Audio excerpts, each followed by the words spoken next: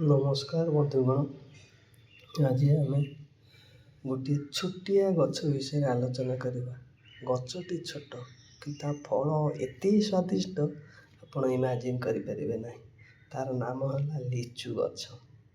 ଏଇ ଲିଚୁ ଗଛର ଫଳ ଏଇ ସମୟରେ ହିଁ ମିଳେ, ଖରାଦିନେ। ଆପଣ ମାର୍କେଟରେ ବି ପାଇପାରିବେ। ଏଇ ଲିଚୁ ଗଛଟିର ଔଷଧୀୟ ଗୁଣମାନ ରହିଛି, ଯାହା ହେଲା ଏଇ ଲିଚୁ ଫଳରେ ଭିଟାମିନ୍ ସି ବହୁତ ଭରପୁର ହିସାବରେ ଥାଏ। ଏହା ଆମର ରୋଗ ପ୍ରତିରୋଧକ ଶକ୍ତିକୁ ବଢ଼ାଇଥାଏ, ଥଣ୍ଡା ଓ କାଶକୁ ସୁରକ୍ଷା ଦେଇଥାଏ, ହୃଦୟକୁ ମଧ୍ୟ ସୁସ୍ଥ ରଖେ।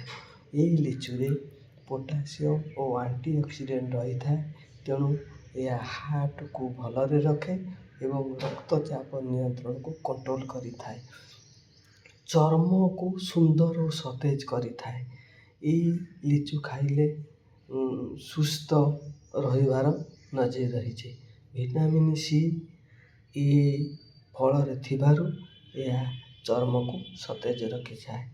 ଡାଇଜେସନ୍ ପାୱାର ମଧ୍ୟ ଏହି ଲିଚୁ ଫଳ ଖାଇଲେ ବଢ଼ିଥାଏ।